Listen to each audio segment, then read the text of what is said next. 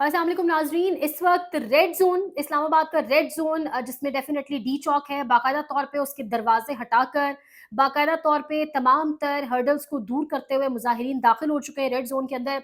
Red zone शाहराह दस्तूर, वज़ीर आज़म house, बिल्कुल साथ ही सुप्रीम कोर्ट ऑफ पाकिस्तान की बिल्डिंग। और ये मुजाहिरीन दाखिल क्यों हुए हैं? ये मुजाहिरीन दाखिल हुए हैं काजी फ़ायज़ ईसा के इस्तीफ़े का मुतालबा लेकर। मुबारक सानी केस, एक केस जिसके ऊपर तमाम तर इस वक्त आप कह लें जो मजहबी जमातें वो जो है कह लें आप मुत्तहिद हुई हुई हैं, या मजहबी जमातें जो है इकट्ठी होकर निकली हैं और इस वक्त रेड जोन में दाखिल हो चुकी हैं। रेड जोन में बाकायदा तौर पे इमारतों का एक किस्म का आप कह लें घेराव किया हुआ है। बड़ी तादाद में जो है मुजाहिरीन वहाँ पे मौजूद हैं। और इस अगर बात की जाए इस मुजाहिरे की, तो ये छोटा सा एक मुजाहिरा था जो होकर ख़त्म हो जाना था, लेकिन ये ख़त्म नहीं हुआ, बल्कि रेड जोन में दाखिल हो गए। और इसमें तमाम तर सियासी जमातें, मजहबी सियासी जमातें, इसमें बड़ी मजहबी सियासी जमातों की अगर बात की जाए तो JUIF और जमात इस्लामी की भी इसमें शमूलियत है। अच्छा, हम सब जानते हैं, एक जानिब पाकिस्तान तहरीक इंसाफ को 22 अगस्त को जलसा तरनोल के अंदर वो करने की इजाज़त नहीं है। इंतज़ामिया इजाज़त नहीं देती, अदालत इजाज़त दे देती है, इंतज़ामिया के पीछे कौन है वो तो हम सब जानते हैं, लेकिन क्या इस मुल्क में जितनी मार-धाड़ है वो इस वक़्त फ़िलवक़्त एक ही सियासी जमात के लिए है? यानी उनको किसी किस्म का जलसा करने की, जुलूस करने की, रैली निकालने की, हत्ता कि 14 अगस्त वाले रोज़ पाकिस्तान तहरीक इंसाफ के साथ, पाकिस्तान के साथ अगर झंडा किसी के पास था PTI का, तो उसकी भी इजाज़त नहीं थी, मार-धाड़ की जा रही थी लोगों को। अब इस पूरी सूरत-ए-हाल को देखते हुए, इस तमाम तर सिचुएशन को देखते हुए पूरे मुल्क में बाकायदा तौर पे तहरीक का ऐलान कर दिया पाकिस्तान तहरीक इंसाफ ने।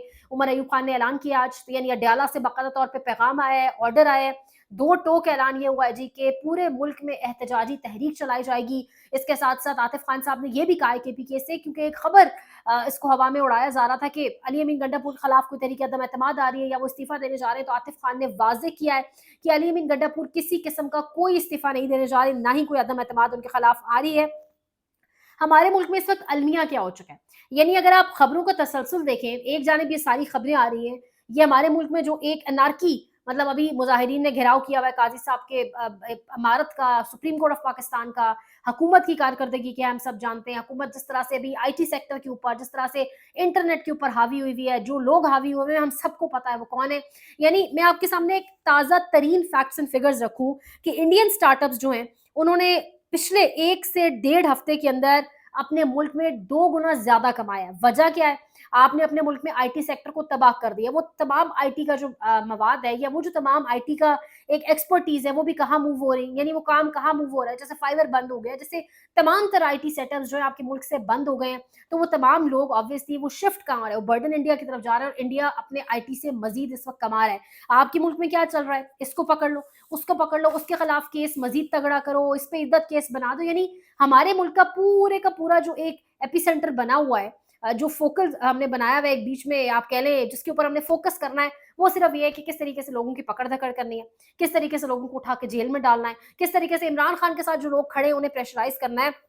इस वक़्त हालात शदीद, अगर इकोनॉमिक वाइज़ देखा जाए, वैसे भी एनार्की और जिस तरह से एक स्टेबिलिटी है वो दूर-दूर तक दिखाई नहीं दे रही, लेकिन हालात शदीद ख़राब हो चुके हैं। आए रोज़ कभी किसका रिमांड, कभी किसका रिमांड, ये तमाम तर मामलात शुरू हो जाते हैं और आज दोबारा 14 रोज़ा मज़ीद तोशाखाना के अंदर रिमांड इमरान खान साहब का दे दिया गया है। दूसरी जानिब BBC, एक जानिब पाकिस्तान की खबर ये थी पाकिस्तानी मीडिया की, लेकिन BBC वर्ल्ड क्या लिख रहा है? BBC वर्ल्ड लिख रहा है कि Imran Khan applies to be university chancellor in jail, यानी ऑक्सफोर्ड यूनिवर्सिटी दुनिया की बेहतरीन तरीन यूनिवर्सिटीज़ में से एक के वाइस चांसलर के तौर पे इमरान खान साहब अपने कागजात नामजदगी जमा करा चुके हैं। ये बात तहरीक इंसाफ बहुत टाइम से कह रही है, लेकिन इस पर बाकायदा तौर पे कैंपेन्स की गई कि ये झूठ है।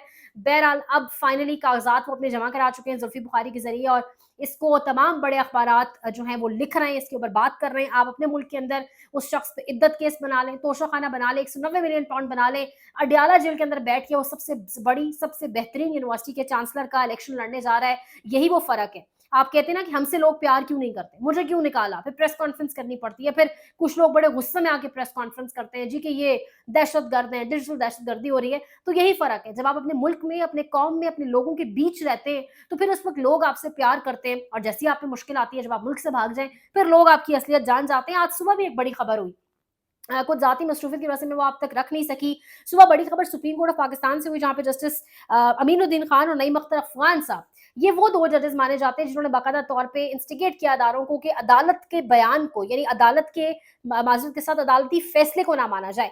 इन 2 जजेस को अगर आप इनका ओवरऑल एक स्टेचर देखें, इनको काजी फारिसा साहब के काफ़ी करीब माना जाता है, काफ़ी करीब समझा जाता है और काजी साहब के काफ़ी नियरेस्ट माने जाते हैं। इन तीनों साहब के साथ अगर आप देखें, इन दोनों साहिबान ने आज सुबह क्या किया, जस्टिस बाबर सत्तार के फैसले के खिलाफ ये गए।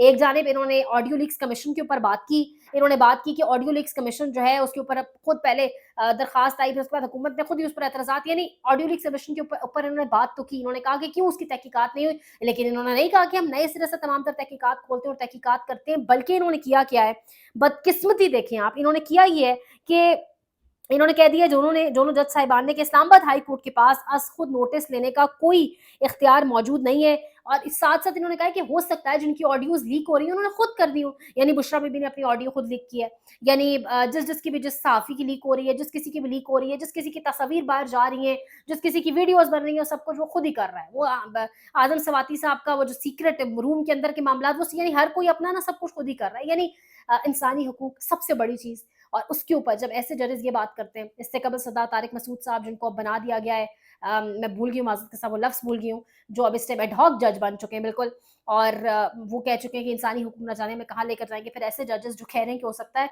मिसअंडरस्टैंडिंग और खुद से जो हम समझ रहे हैं जिन्होंने लीक किया उन्होंने नहीं लीक की और खुद से इन लोगों ने लीक कर दी हों, और इसके साथ-साथ उन्होंने बुशरा बीबी को और साकिब निसार के बेटे को बाकायदा तौर पे नोटिस जारी करते हुए क्लीन चिट दे दिया उन तमाम तर लोगों को और कहा है कि जाएँ, जितने मर्ज़ी लोगों की ऑडियोज़, वीडियोज़ रिकॉर्ड करनी है करें, सर्विलेंस करें।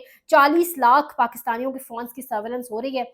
ये बाबर सत्तार का जो फ़ैसला था, जब उसमें तमाम तर पेशरफ्त आगे बढ़ी थी, तो ये पता चला था कि 40 लाख लोगों के फ़ोन्स की सर्विलेंस इस टाइम चल रही है पाकिस्तान में। हम तरक्की नहीं कर सकते। हमारा सारा आईटी का फ़ोकस जो है, वो इन तमाम तर मामलात के ऊपर है। रेड ज़ोन के हवाले से, मुबारक सानी केस के हवाले से तमाम तर तफ़सीलात क्या बढ़ रही हैं और आगे मामलात किस तरफ जा रहे हैं, आगाह करेंगे। सपोर्ट चाहिए, लाइक, शेयर, सब्सक्राइब, अपना बहुत ख़्याल रखें। अल्लाह निगहबान।